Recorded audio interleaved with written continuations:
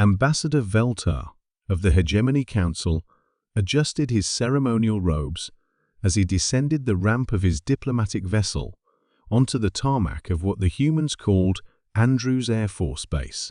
The primitive concrete beneath his feet seemed to vibrate with each step, a reminder of how crude human construction truly was. Around him, his entourage of military advisors clicked and chittered with barely concealed amusement. "Look at their honor guard," whispered General Thexan, his crystalline carapace shimmering with condescension, still carrying chemical projectile weapons. "How quaint!" The human soldiers stood at attention in perfect formation, their dress uniforms sharp and clean, their rifles held with military precision. To Veltar's compound eyes, they looked like children playing with toys. The weapons they carried were crude metal constructs that relied on controlled explosions to propel small pieces of metal through the air. It was the same basic principle that primitive civilizations across the galaxy had used before discovering plasma technology, energy shields, and quantum disruptors. Minister Chen, Veltar addressed the waiting human diplomat, his translator rendering his clicking speech into their crude verbal language. "Thank you for hosting these cultural exchange demonstrations." Minister Chen smiled politely, though Veltar's sensors detected elevated stress hormones. "Good. The humans should be nervous. The pleasure is ours, Ambassador. We're honored to show you some of our military traditions." The irony was delicious.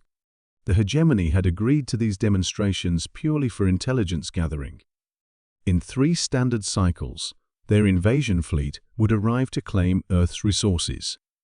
These primitive humans, with their laughably outdated technology, would offer no meaningful resistance. The demonstrations would simply confirm what their scouts had already reported: humanity posed no threat whatsoever. As they moved to the firing range, Veltar observed the human equipment with the detached interest of a xenobiologist studying insects. Their vehicles still used internal combustion engines, actual controlled explosions, to create motion. Their communications relied on electromagnetic radiation instead of quantum entanglement.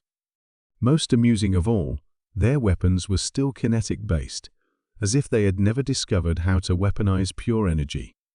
"If I may ask," Veltar said to the human colonel leading the demonstration, "why do your people persist with such traditional weaponry? Surely you've attempted to develop energy-based systems?"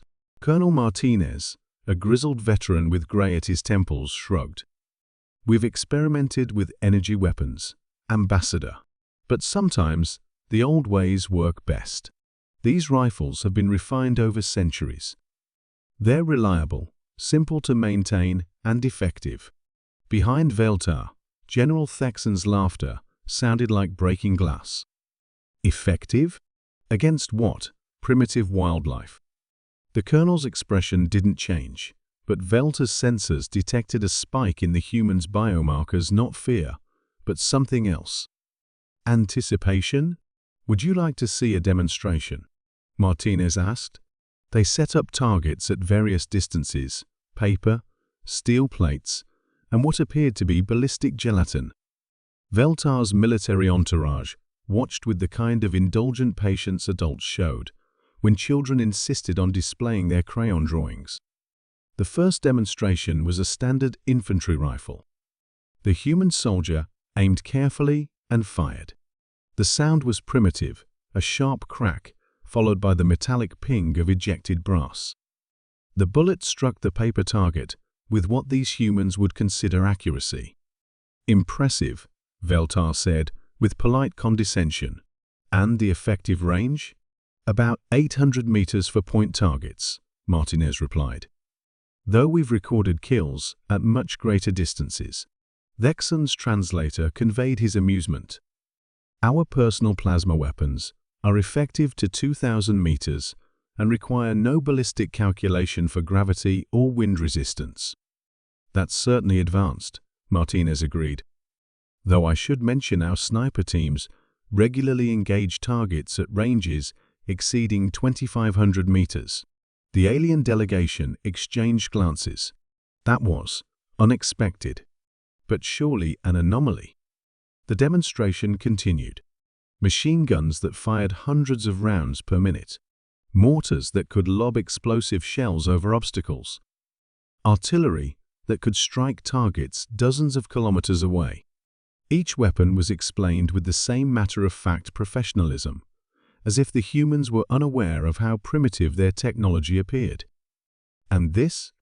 Veltar asked, indicating a particularly crude-looking device. "Rocket-propelled grenade," Martinez said. "Anti-tank weapon mostly. Shaped charge warhead. Very simple design, hasn't changed much in decades." "Anti-tank?" Thexan's mandibles clicked rapidly. "Surely your ground vehicles can't require such measures for elimination." Martinez smiled. "Well, this particular variant is designed for our M1A2 Abrams main battle tank. Composite armor, depleted uranium layers. These RPGs can punch through about 600 millimeters of rolled homogeneous armor." The clicking stopped. Veltar's sensors indicated elevated stress among his military advisors. Their own ground vehicles had armor rated for energy weapons, but kinetic penetration. That was a different concern entirely. "Perhaps," Veltar said carefully, "you could demonstrate the penetration capabilities." They rolled out what appeared to be a section of spacecraft hull, not human design, but something the aliens recognized immediately. It was from a Kektar raider, one of their client species, captured in a border skirmish months ago. "We acquired this from some pirates who wandered into our system," Martinez explained casually. "Thought you might find it interesting." The human soldier aimed the RPG and fired. The warhead struck the alien hull and detonated, sending molten metal spraying through the air. When the smoke cleared, there was a perfectly round hole punched completely through armor that should have been impervious to primitive kinetic weapons. The silence from the alien delegation was deafening. "The thing about kinetic energy," Martinez continued conversationally, "is that it doesn't care about your energy shields. Doesn't matter how advanced your defensive systems are, if a chunk of depleted uranium hits you at 1700 meters per second. Veltar's compound eyes refocused on the human kernel. For the first time, he truly looked at the man, not at a primitive using crude tools, but at a predator discussing his hunting methods. "Of course," Martinez added, "that's just our small arms. Would you like to see our artillery demonstration? We have a 155 mm howitzer that can put a shell on target from 40 kilometers away. Or perhaps our guided missile systems. Those can reach out a bit further." "How? How much further?" Thexan's question came out as barely a whisper. Martinez's smile never wavered. "Intercontinental range. Nuclear warheads. Some of our submarines carry missiles that can hit any target on the planet from anywhere in our oceans." The alien delegation stood in stunned silence as the implications sank in. They had been so focused on the sophistication of the delivery systems that they had completely overlooked the devastating simplicity of kinetic warfare. Their shields were designed to disperse energy, their armor to absorb plasma, but against solid projectiles moving at hypersonic speeds. "Ambassador," Martinez said, his tone still perfectly polite, "I should probably mention that we've been tracking your scout ships for the past 18 months. Our orbital defense platforms have been locked onto your main fleet since they entered the outer system 3 days ago." Veltar's breathing spiracles contracted. "That's impossible. Our ships are invisible to primitive sensors." "To energy-based sensors, sure," Martinez agreed. "But radar works just fine. Plus, our gravity wave detectors picked up your ship's mass signatures the moment they dropped out of FTL. Sometimes, the old ways really are the best ways." As the alien delegation hurried back to their ship to warn their fleet, Martinez turned to his aide. "Think they got the message?" "I'd say so, sir. Sometimes you don't need the fanciest weapon. You just need to know which end the bullet comes out of. Above them, the first alien vessels were already changing course, their invasion plans abandoned. It turned out that all the advanced technology in the galaxy couldn't overcome a simple truth. Kinetic energy was still kinetic energy, regardless of how primitively it was delivered.